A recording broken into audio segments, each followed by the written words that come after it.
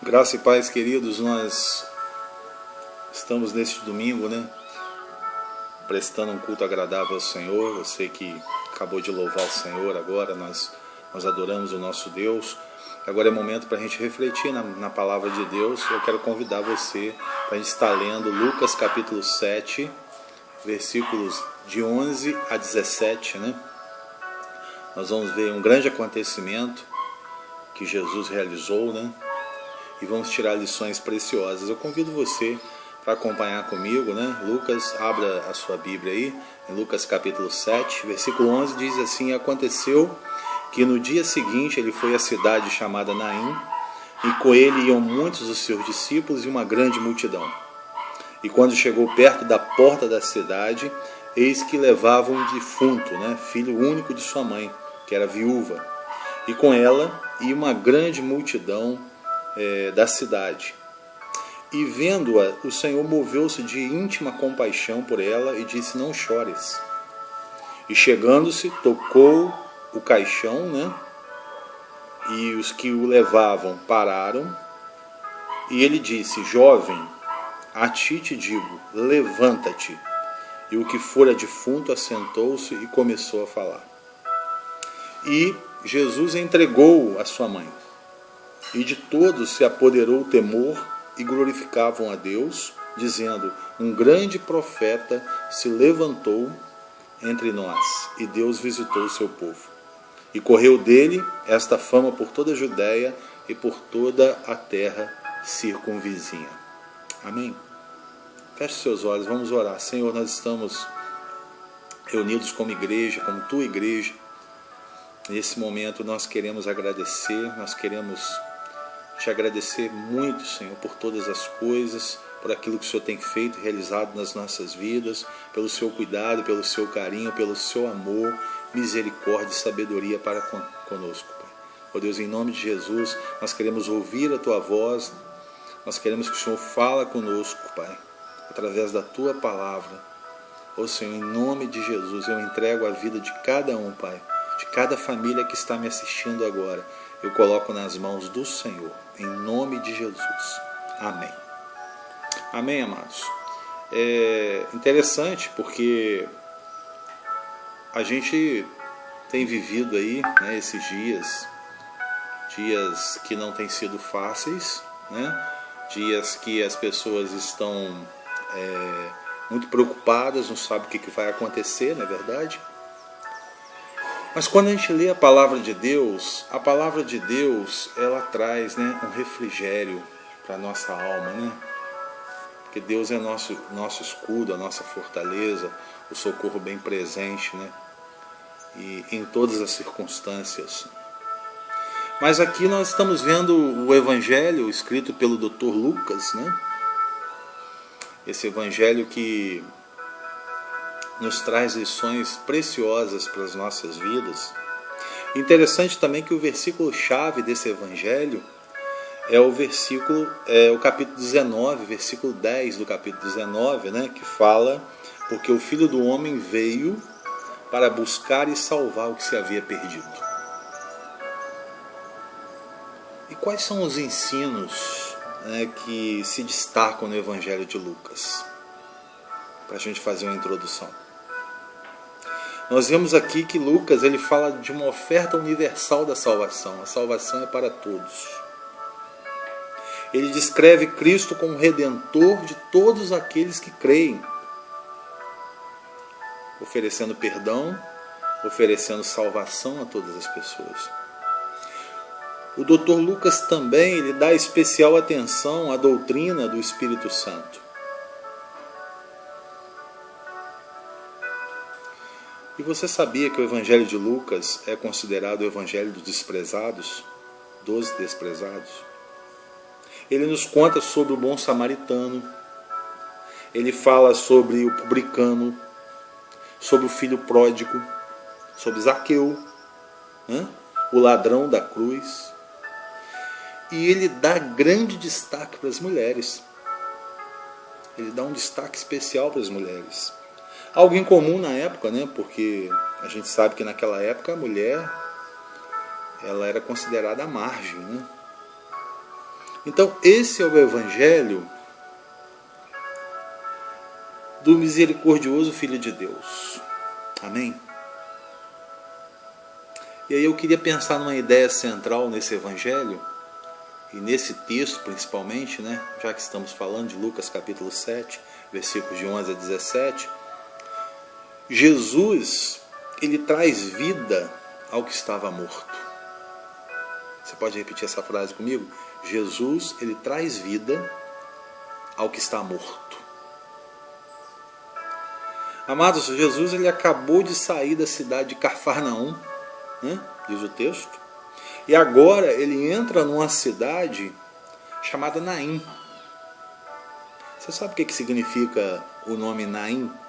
Significa agradável, significa formosura. Talvez essa cidade ela fosse uma cidade agradável para se viver, né? Como é bom a gente ter um lugar que a gente se sente bem, que é agradável, que é formoso. Naim talvez fosse assim, o próprio nome já traz esse significado, né? E tinha assim uma distância de 30 quilômetros, né, aproximadamente de Cafarnaum. É como se fosse daqui a Itaperuna, talvez. Acho que Itaperuna é até menos, um pouco. E quando Jesus andava, quando Jesus circulava, né, juntamente com ele, acompanhava ali, ia uma grande multidão. E aqui nós vemos de um lado um grupo que estava acompanhando Jesus, e do outro lado um grupo que levava um caixão e tinha uma pessoa morta, né? Então a gente vê aqui, a gente pode observar dois grupos. O grupo da morte e o grupo da vida, né? Nós podemos observar dois estados espirituais em que vive o mundo. Aquele que está espiritualmente morto e aquele que está espiritualmente vivo. Duas formas de viver. Uma sem Deus e outra com Deus. Também um grupo dos tristes e desesperados e o grupo dos felizes e cheios de esperança. Podemos ver também dois destinos, o inferno e o céu. A separação eterna de Deus, né? Ou a vida e a vida eterna com Deus. Eu te pergunto, meu amigo, minha amiga, você que está me ouvindo agora, de que lado você está? Do grupo da morte ou do grupo da vida? De que lado você está? Vamos refletir, né, então na história dessa viúva, a viúva do filho de Naim, sobre esses dois estados. Eu queria pensar então, de um lado, vamos ver primeiro a morte, né, o caminho da morte. O texto diz no versículo 1 que ao aproximar-se da porta da cidade, estava saindo o enterro do filho único de uma viúva. E uma grande multidão da cidade estava com ele. Estava com ela, né, no caso da viúva. Então, esse grupo é o grupo da morte, é o grupo que estava acompanhando aquele caixão, aquele morto que estava ali, que era o filho daquela viúva. Esse caminho da morte é o caminho do pecado. É o caminho do pecado. Jesus, ele estava se aproximando da porta da cidade de Naim. E diz o texto que havia ali na cidade, estava acontecendo ali um enterro, né, do filho único de uma viúva. E uma grande multidão acompanhava aquele caixão, né, aquele cortejo. Esse grupo, amados, ele representa o grupo, representa o caminho da morte, o caminho do pecado. Uma mulher com seu filho, né, sendo carregado no caixão. Que cena triste, né?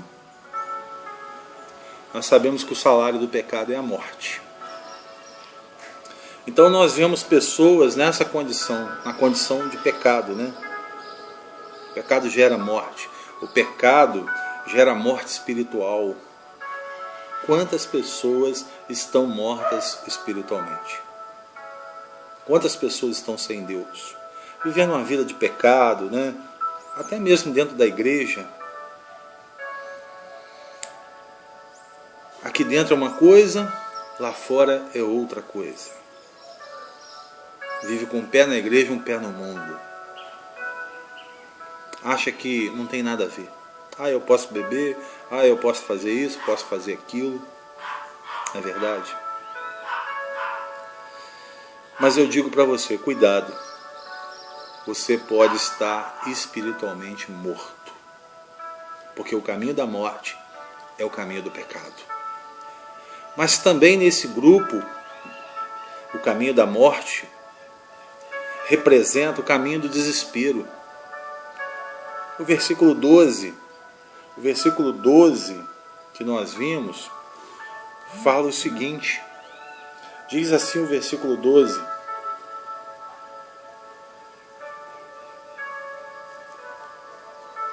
quando chegou perto da porta da cidade, eis que saía o enterro de um filho, o filho único de uma viúva, e com ela ia uma grande multidão da cidade. Amados, aquela mulher, ela era viúva, ela não tinha ninguém, a não ser o seu filho, aliás, o seu único filho. Ela estava desesperada, porque ela havia perdido as esperanças, né? Seu filho veio a falecer. E agora? A carta aos Efésios, capítulo 2, versículo 12, diz o seguinte: naquele tempo estáveis sem Cristo, separados da comunidade de Israel e estranhos aos concertos da promessa, não tendo esperança e sem Deus no mundo. Não tendo esperança, sem esperança. Quantas pessoas estão mortas espiritualmente? Quantas pessoas estão sem esperança? Perdeu o gosto pela vida, vive pelos cantos chorando, lamentando, né? Que nem aquela mulher. Pessoas que perderam a esperança, já não acreditam mais, não pedem mais. Pessoas sem Deus, sem vida, pessoas moribundas, né? Cabisbaixas, tristes, não sorri mais. Quantas pessoas estão nesse estado? Quantas pessoas agora estão vivendo esse momento de desespero, porque nós estamos diante de uma pandemia, estão desesperadas, estão sem saber o que fazer, estão sem saber o que vai acontecer, com medo da morte. Quantas pessoas estão nesse estado, né? É o caminho do desespero. O caminho da morte é o caminho do desespero. Em terceiro lugar, o caminho da morte é o caminho da perda dos sonhos. Amados, pensa comigo. Aquela mulher um dia, aquela mulher tinha sonhado. Aquela mulher tinha sonhos. Um dia ela sonhou em casar-se. E ela casou. Sonhou tantas e tantas coisas com seu marido. Já pensou quantas coisas ela deve ter sonhado com seu marido? Mas um dia aquele sonho morreu. Pois ela ficou viúva. E a condição da viúva naquela época não era fácil. A gente sabe que não era fácil. Mas eles tiveram um filho. Um único filho. Um único filho. E após a morte do marido, ela concentra todas as suas forças naquele garoto, naquele filho. Que ela sonhou tanto. O filho foi o seu maior presente. Mas, amados, um dia o filho também partiu. O filho também morreu. E o sonho morreu junto com ela, junto com ele, né? Quando a gente vai no cemitério, a gente fica observando os túmulos, não é verdade? Eu mesmo faço isso, às vezes eu fico observando, é um túmulo que é mais trabalhado, mais bonito, às vezes um túmulo mais simples, um mais pomposo, né? A gente fica observando esses túmulos, mas a gente fica pensando quantos sonhos e projetos que não foram realizados, né, foram sepultados ali. Quantos sonhos foram sepultados? Até pessoas mais jovens, crianças que vieram a falecer.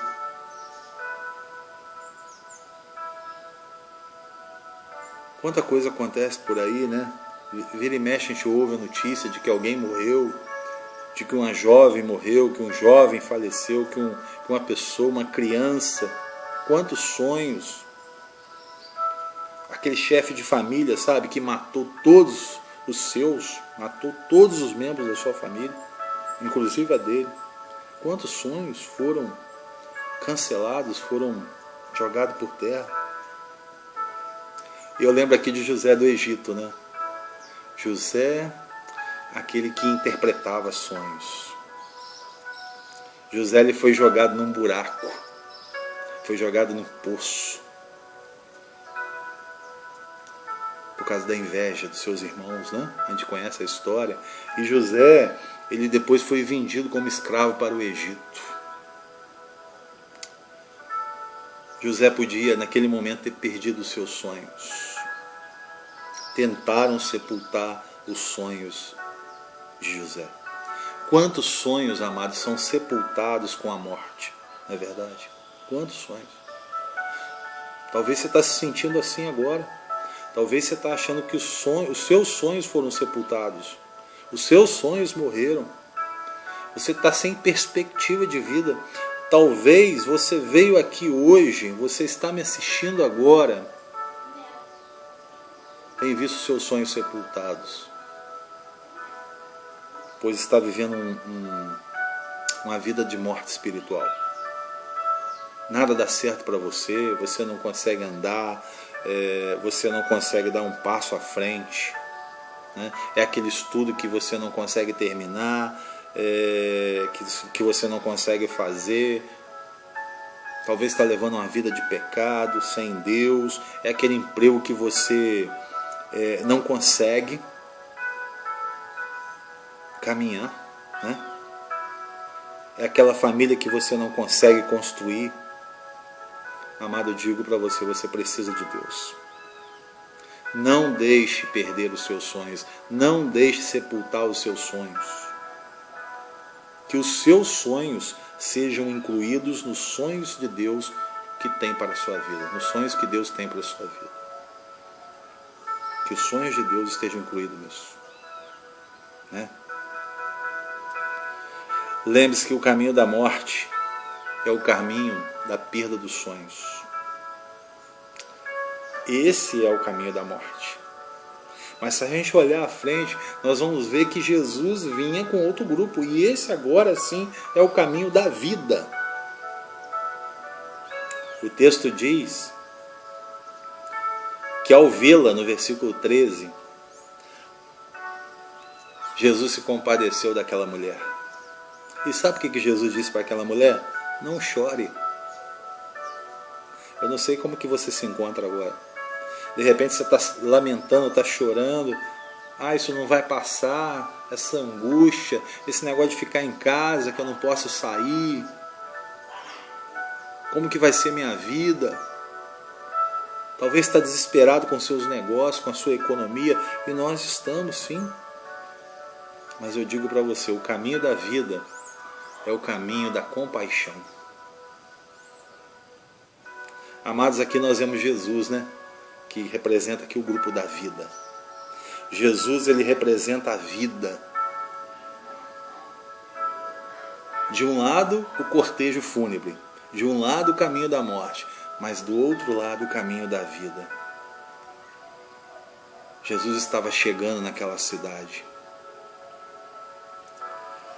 E Jesus, vendo a tristeza daquela mulher, ele se compadeceu dela e disse: não chores, minha filha, meu filho, você que está me ouvindo agora, você que está me assistindo, não chore, não tema. Ah, amados, é assim que Jesus se posiciona diante de nós. Ele se compadece de nós. Ter compaixão é sentir a dor, é sentir o sofrimento do outro. E nós devemos aprender muito com Jesus. Jesus é o nosso maior exemplo, eu sempre tenho falado isso. Jesus olha para você, né? Jesus vê que você é um pecador, nós somos pecadores, mas Ele tem misericórdia de nós, Ele tem compaixão de nós. Talvez você esteja assim nesse momento, mas eu quero dizer para você que Jesus, Ele se aproxima. Ele se aproxima de você. Ele se compadece da sua vida e Ele diz para você: não chore. Ele diz para você: não tema. Eu estou aqui e eu vou colher cada lágrima sua. Eu vou colher cada lágrima do seu rosto. Você não está sozinho, você não está sozinha, não. Meu amado, minha amada, o caminho da vida é o caminho da compaixão. Né? Jesus se compadece de nós. Mas o caminho da vida também é o caminho da ressurreição. Versículos 14 e 15. Depois, Jesus aproximou do caixão, tocou aquela esquife, né? E o texto diz assim: e os que carregavam pararam. Os que estavam carregando aquele caixão pararam. Sabe o que Jesus disse? Jesus disse para aquele jovem: jovem, eu te digo, levanta-te. Levanta-te. O jovem sentou-se e começou a conversar, e Jesus o entregou à sua mãe. Amados, que coisa linda. Interessante observar que enquanto a multidão, né, ela estava triste, estava frustrada com tudo aquilo, com o sofrimento, com a dor daquela mulher, vinha uma outra multidão, um outro grupo cheio de alegria, né? Seguindo a Jesus, Jesus que realiza sonhos,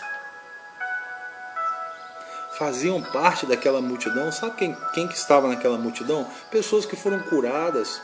Ali tinha coxos, né? Mancos, cegos, viciados, prostitutas, tudo o mais. Agora estavam andando, estavam pulando, né, enxergando, festejando de alegria. Aleluia!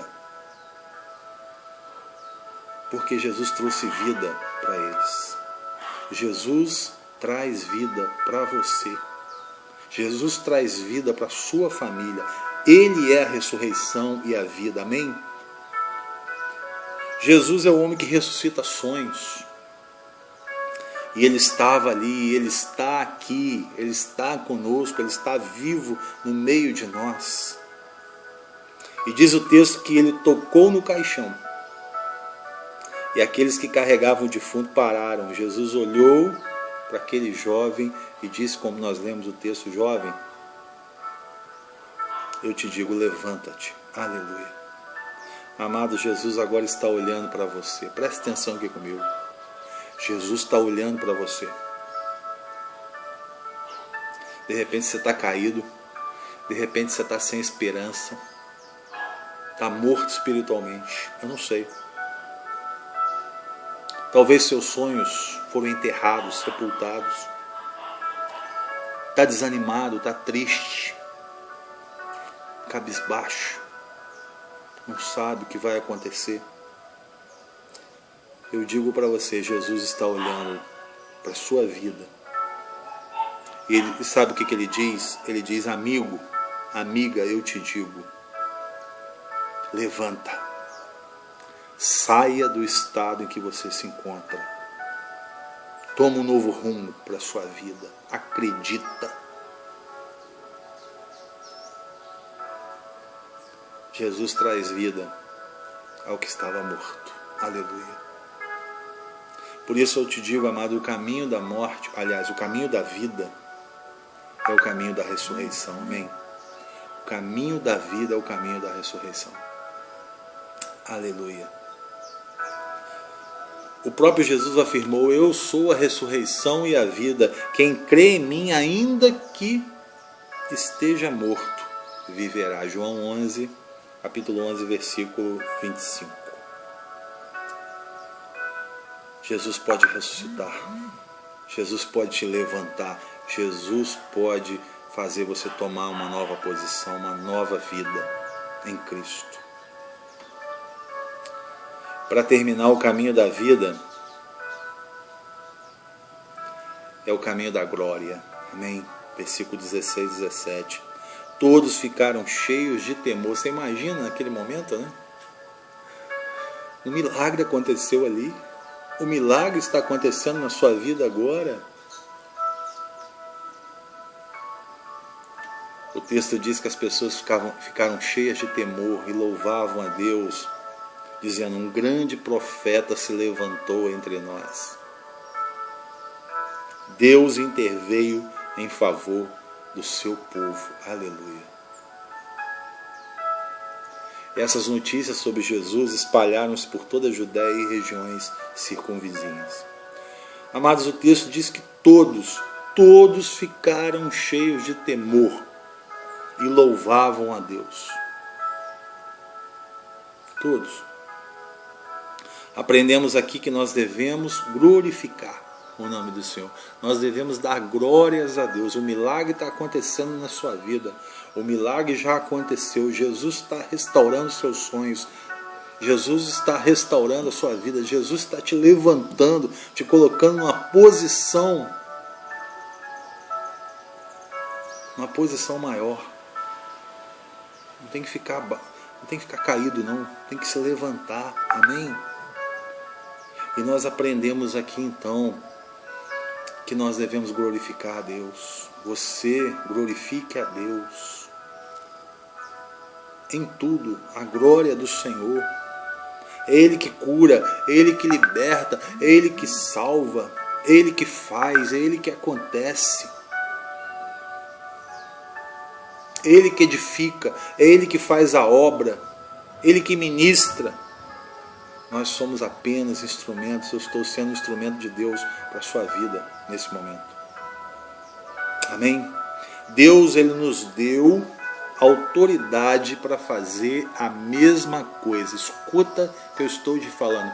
Deus deu autoridade para nós para fazer a mesma coisa. Assim como Ele fez, nós devemos também fazer. Então faça. Deixe ser usado por Deus, amém? Liberta a sua comunidade do jugo do pecado. Ore pelas pessoas, pregue a palavra. Esse momento, então, é o momento da gente pregar a palavra, da gente levar as pessoas ao arrependimento, levar as pessoas a uma mudança de vida. Esse é o momento. Prega a palavra. Eu lembro aqui do pastor e doutor Martin Lloyd Jones, né? Que quando ele assumiu a capela de Westminster, na Inglaterra, ele que foi médico auxiliar da rainha, né, da Inglaterra, ele abandonou, na biografia dele, ele abandonou toda a sua carreira, uma carreira promissora, era médico, sabe para quê? Para pregar a palavra de Deus. Ele deu prioridade à Bíblia. E com o tempo ele foi usado por Deus para atrair muitas e muitas pessoas. Fazendo o quê? Pregando a poderosa palavra de Deus. Amados, o caminho da vida é o caminho da glória. E a glória é do Senhor. Nós devemos dar glória a Deus. O milagre está acontecendo na sua vida. O milagre aconteceu na vida daquela mulher, daquela viúva. Aquele jovem foi ressuscitado. Porque Jesus se fazia presente ali. Jesus se faz presente agora. E aquele povo que estava lá, aquela multidão glorificou a Deus. Aquela multidão louvou a Deus, né? louvou a Deus. E nós também devemos louvar a Deus, nós também devemos reconhecer que Deus é digno de toda a honra e de toda a glória. Portanto, amado, Jesus, Ele consola. Ele diz para você, não chore, não tenha medo. Está difícil, tá? Mas já pensou Jesus chegando agora e falando para você, meu irmão, minha irmã, não chore. Meu amigo, não chore. Você não tem que temer, eu estou contigo. Jesus, Ele toca com o seu poder. Ele está tocando você agora. Sinta o toque do Senhor. Jesus, Ele para os roubadores de sonhos. Ele impede os que estão sepultando os seus sonhos, amado. Ele para. Jesus ressuscita sonhos. Ele está ressuscitando os seus sonhos neste momento. Agora, creia em nome de Jesus. Ele que cura, Ele que liberta, Ele que salva. Receba, amados, o construtor de sonhos, aquele que ressuscitou e aquele que quer te ressuscitar nesse momento. Levanta, toma uma posição, toma um rumo, saia desse estado que você se encontra. Estas imagens devem ser correspondentes. Saia desse estado que você se encontra. Fica com medo não. Confia no Senhor, acredite. Imagina a felicidade daquela mulher, né? Ela viu os seus sonhos restaurados, seu filho ressuscitou. Imagina quanta coisa pode acontecer na sua vida. Quanta coisa pode, quanto o milagre, né? Quanta vitória, quanta bênção pode acontecer na sua vida. Acredite nisso. Pensa nisso. Em nome de Jesus, amém? Arrependa dos seus pecados. Tenha fé em Deus. Que Deus possa abençoar a sua casa, a sua família. Que Deus possa abençoar a sua vida, amados. Em nome de Jesus. Em nome de Jesus. Amém? Fiquem na paz. Continue buscando a Deus. Durante a semana, continue fazendo suas orações, seus devocionais. Tenha os seus momentos com Deus. Não deixe de fazer isso. E vamos continuar em oração. Vamos avançar em nome de Jesus. Que Deus abençoe a sua vida e a sua família. Amém? Glórias a Deus.